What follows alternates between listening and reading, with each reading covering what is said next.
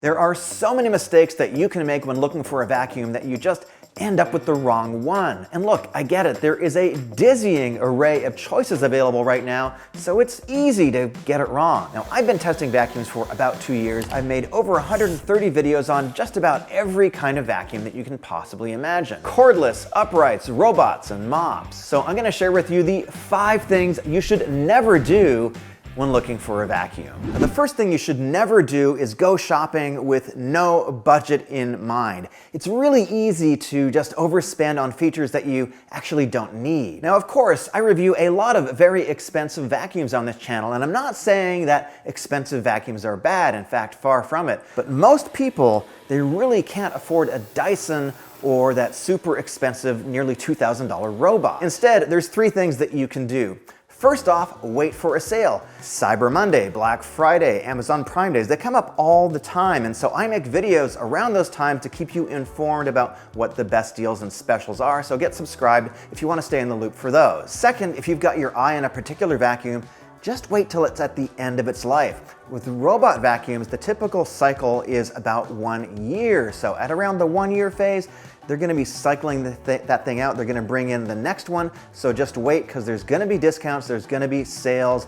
They do it all the time. Shark is especially good at this. And third, set yourself a reasonable budget. Let's start with cordless. I'm gonna set the range between $150 and $800. I know that sounds like a really big range, but in my opinion, if you're spending less than $150 on a cordless vacuum, you're definitely gonna be making some compromises. You're definitely gonna be giving something up. I'll explain that a little bit more in the next section. Upright vacuums. Again, a baseline of about $150 is good if you plan to keep it, all the way up to maybe $500. You don't really need to spend much more than that to get a great upright vacuum. And for robots, I recommend a price range of about $300 all the way up to whatever you can afford, which might be close to $2,000 now. I'll put some suggestions for each category down below in the description, and of course I've got lots of videos on these vacuums as well. Now the second thing is, don't have pets and only have hardwood floors.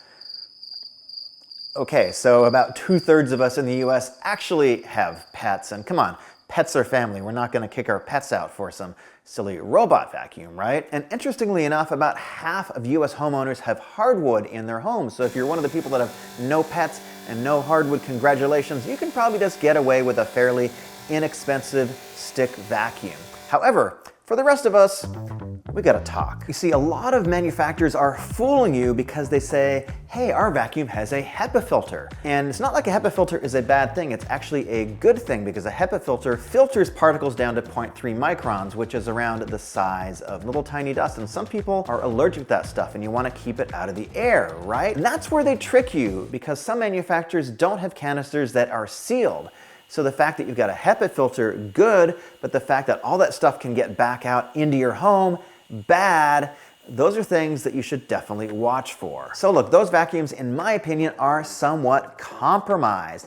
I think you should really focus on getting a vacuum with a sealed canister. In my opinion, it's important. So on this channel, I always make a note of when a vacuum has a sealed canister or not. And for cordless, on the expensive side, I definitely recommend Dyson. The canisters are nicely sealed. Actually, all the Shark vacuums are sealed too, and a lot of Kenmores. On the inexpensive side, I really like the Kenmore CSV Elite and the Levoit DSC 200, I think it's called. They both have sealed canisters. They're both very inexpensive, but I'm gonna put my recommendations in the links down below. And for uprights and canisters, again, Shark, Kenmore, and Miele has some really excellent vacuums too, if you're willing to spend a few bucks. Now the next thing you want to do is mop your floors, because this guy loves to leave pet hair absolutely everywhere. And so there's obviously a couple of ways that you can do that. You can get a classic mop and bucket, not a bad solution at all. You can get a stick vacuum that has a mop. I've tested these before. Some of them are pretty good right now. Now the third thing is buying the wrong vacuum for your need. Like I said before, if you got a house with a lot of hard floors and no carpets, you can probably just get away with a relatively affordable cordless vacuum and a mop. But really what I'm getting at is you should buy a vacuum primarily based on your floor type. If you got carpet, if you live in a smaller space, an apartment for example, and it's covered with carpet, you probably want a vacuum that is gonna have more power, and that means you're probably gonna want a corded vacuum. I know that a cordless vacuum sounds more convenient, but if you're serious about getting the dirt out, you're really gonna need something with a little bit more power. Let me explain. So most cordless vacuums simply don't have the oomph, they don't have the suction and the agitation on the head that is strong enough to get pet hair out of carpet. That's just sort of simply a fact. Also, if you're tracking in dirt, if you live in a place where you have winter and there's like stuff coming into your home, you definitely want to get that out of your carpet before it gets ground in. So I'm definitely going to recommend a corded vacuum. Now, a couple that I really like are the Kenmore 600 series and the 200 series, primarily because they offer a lot of value for the money, but also they're really good at what they do. There's some kind of parkour event happening on the top floor there. The 600 series has a really strong beater bar to agitate your carpet. It's got really good suction, and it has a fully sealed canister and a large HEPA filter. Seriously, it's a really great vacuum. And yes, they do need some maintenance. You will need to buy some bags, but the bags are actually quite cheap. People tend to overlook this. The only other maintenance you're gonna need to do is every couple of years, you're gonna need to replace the belt in the head. It doesn't mean that it's broken, it just means that you need to replace the belt, and it can be a small pain in the butt. Now, of course, a canister vacuum is not exactly without some compromises. The first thing is they are a little bit heavier and you need to move them around. You've got the wand and the head, and you've got the canister. That's just a little bit tougher to use. They're a little bit unwieldy. They're not as good on stairs. However, the suction is going to be better than just about any cordless vacuum or any robot for that matter. And the canisters on these things are completely sealed, especially on the Kenmores and the Miele's. So if you're in a situation with a lot of carpet, yeah, that inexpensive cordless is wrong. However, if you do have a lot of hardwood, you got a lot of hard surfaces, a cordless can be the right vacuum. Maybe it's not going to be your only vacuum, but they are super convenient. Most of them are pretty lightweight now too. The best ones, or the lightest ones I should say, are around 6.5 pounds. If you're an older person, if you have issues with mobility, the right vacuum is probably going to be a cordless vacuum for you, especially one of these newer lightweight ones. And if you want a vacuum that can kind of do it all, maybe an upright is a good choice for you too, because you've got the situation where a lot of these have dual heads, dual rotating brush rolls. They're very good at pickup on carpet and hardwood. They're very flexible. They have wands that come out. There's a lot you can do with a Shark Apex, for example. The next mistake is buying a robot vacuum as your only vacuum. You don't want to do that. On the high-end robots, you've got something akin to self-driving technology, which doesn't actually exist in cars, by the way, but in robots, it does. They are getting very good at obstacle avoidance. They're able to recognize a large number of obstacles in your home. Some of the good ones are able to recognize objects that are quite small, down to just a couple of centimeters. They can avoid pet poop. Some, like the Narwhal Frio Z Ultra, can avoid cords very effectively too. And yes, the pickup performance can actually be very good, especially on hard surfaces. But when you get to carpet, again, it's just not the same as getting out your regular vacuum and doing a job. And a regular vacuum, like a cordless, is just gonna be quicker and it's gonna do a better job getting into corners.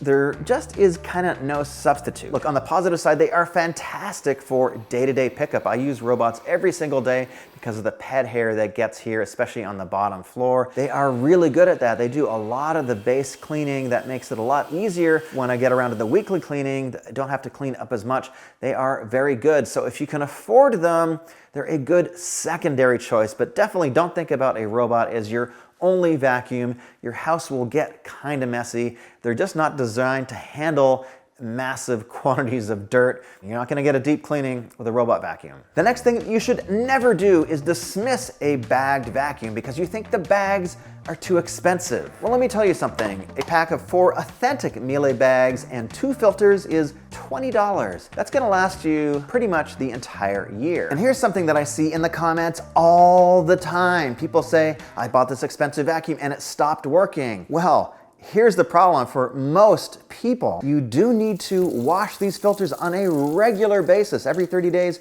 or more frequently. There's other filters to replace too, and if you don't do this, your vacuum is probably gonna break and you're probably gonna go and blame the manufacturer. But if you maintain them, these things can last a long time. I've got several Dysons here, I've had them for years. I wash the filters frequently, and I've never had a problem with any of my Dysons. And besides being cheaper and requiring less maintenance to operate, bag vacuums typically have much larger filters filters, so they're gonna do a better job of filtering the air, and all the good ones have sealed canisters as well. So the simple facts are that bag vacuums are better for your health, they generally have bigger filters, they're cheaper to operate, they're gonna agitate your carpet better, and they're tried and proven technology. I've got links to recommended vacuums below. Definitely subscribe if you wanna keep on top of deals, and if you wanna save some money, check out this video right here.